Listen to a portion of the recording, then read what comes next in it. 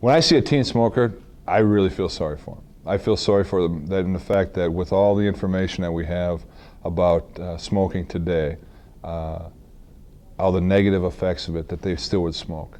I tell you, and I tell my students this, if there's, I never am out to get anybody. I'm never out to bust anybody, but that's one thing where I am. I'm literally like, you know, Mr. like secret detective kind of thing, trying to bust people. Because it's obviously secondhand smoke's an issue. I don't like going into the bathroom and having somebody else's smelly smoke all in the bathroom. And having talked to students, I know it's a big problem for them too. I hate walking into a bathroom and seeing cigarette burns all over the seats because students decide they'll try to have that midday smoke break and don't want to throw it in the water and they just burn it for the sake of burning it. It kind of hurts my legs when I sit down. Mike, do you know what time it is? Yeah, I know what time it is. It's about that time for a smoke break. Let's go.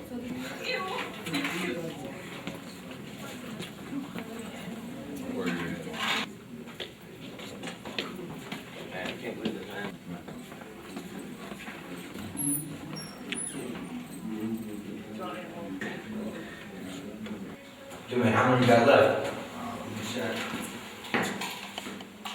I only got one left.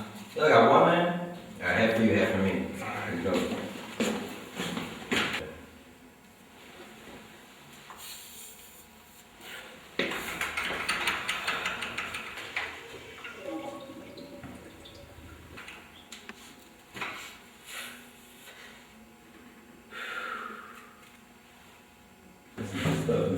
Hey, stop burning it. What are you doing? You just think how it's cancer. I know, man. Well. And what do we do with it when we're done? I'll just flush it. Flush it down the toilet? Yeah. Alright, man. Sounds good. Go. Why are you hitting the whole rim, dude? Dude, because it's all, I don't know, it doesn't matter. No one cares. That's the whole rim. Oh, alright. Sorry. Jeez.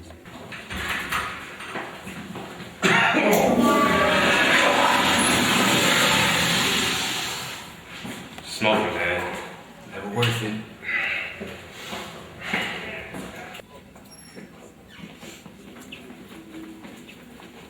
Guys, got passes? Guys, I need your passes. Got no better.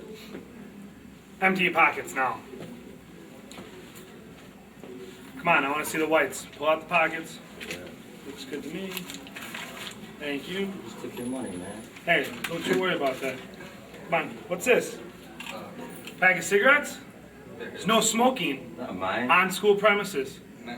No, I don't want to hear it. I don't want you guys arguing. I don't want to hear anything out of it. We're going to the office. Let's go. No smoking on these premises. And as far as what would I say to them, I'd say that there's just so much more to life than life is such a great thing that to smoke cigarettes and to affect your health throughout the course of your life due to cigarettes just to me doesn't make any sense. What's so funny is how so much of smoking is like being rebellious, obviously, and you know, people don't want me to do this, so I'm going to do it. But, and we even learned this a little bit in our government class. The tobacco companies sucker those kids into thinking they're being rebellious and cool when really they're actually conforming to what teenagers do all across the country, and makes it a bit ironic. But again, I've never been a smoker, so I don't understand the lure and the addiction aspect of it. But when I see a teenage smoker, the only thing I really say to them is, man, I just wish you valued your health and life a little bit more. Giving health messages, while it should help, doesn't. Why? Because younger people, to make a broad generalization, tend to live in the here and the now. And coughing up a lung at age 65, well, whatever. I'm 17. If you're going to take that choice or that option to be a smoker, that is your right, as long as you're 18. However, before you're 18 and under the age, you still are a minor, and therefore you are actively able to be prosecuted or get a ticket from it. And plus, most of the kids really don't like it or appreciate it. And once again, it comes down to that self-respect. And I think some of that goes back to respect and the fact that some students just don't have a tremendous amount of respect for themselves, and they don't see the negative effects of smoking because of that.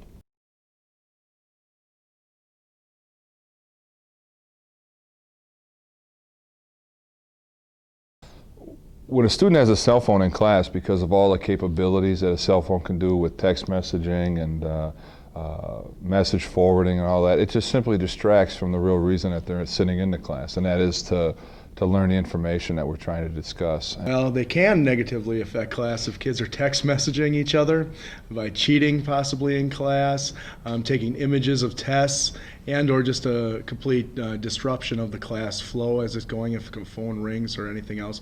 It's just coming down to basic sets of respect. It can be a distraction, certainly. Obviously, if one goes off, it's a distraction.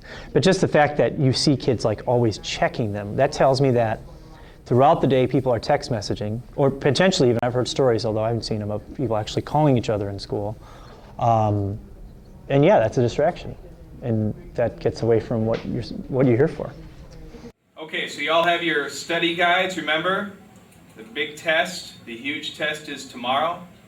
You can work on your study guide for the rest of the period. If you have any questions, any at all, please come and ask me. I'd be more than happy to help you.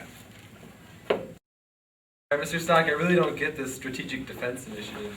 Well, you have to understand, to understand why they started that, you have to understand Reagan's whole philosophy about foreign policy. He thought that we could actually win the Cold War. Other presidents didn't. They wanted just to maintain parity with the Soviet Union. So, like, what is this Star Wars business all about? That was just an... Oh, can you excuse me for a second? Hello?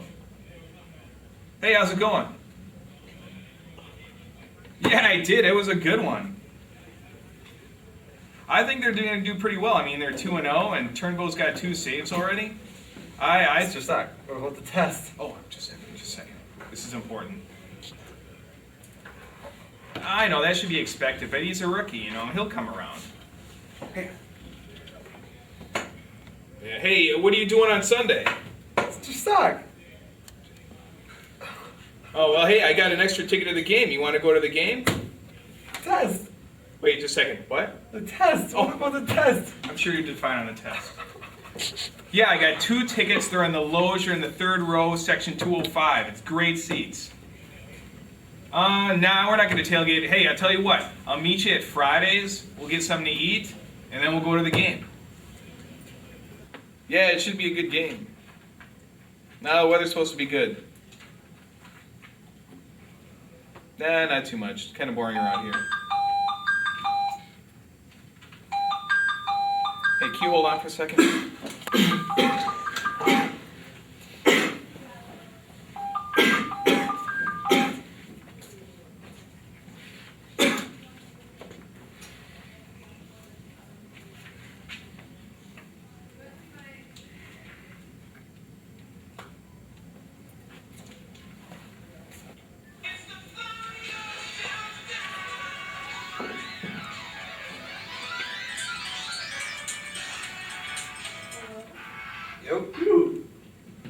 Why are you calling me at school? Well, can't that wait till after? It's not that important.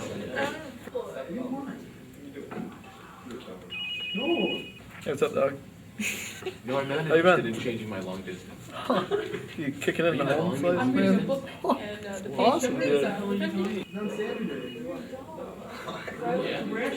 No, I told you already. I'm not interested. I didn't care how much money you're offering. This math test we got next week, I'm looking at it. It's pretty bad. Whatever. I don't know. I'm reading the book. Which one? Requiem for a Dream.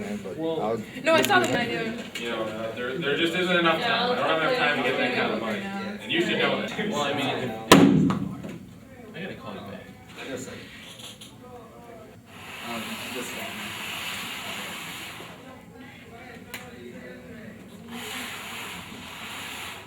Yeah, give me 10,000 on the Raiders.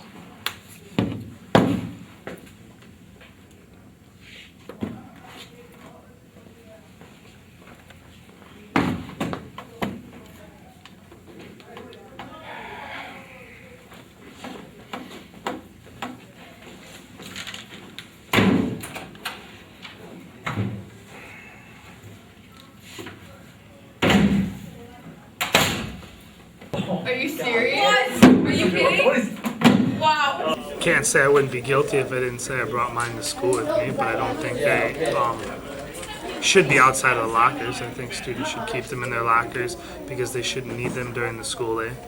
They either learn not to talk with people or to text message to people. I just don't think that there's any place for a cell phone in a classroom. Do I see any problem with a student having one, a responsible student having one in their backpack and using it before and after school? Absolutely not. But within the classroom setting, there's no purpose for one. Just as if there'd be no purpose for me to have one in the classroom setting. Ooh, man, bringing cell phones to school, never worth it.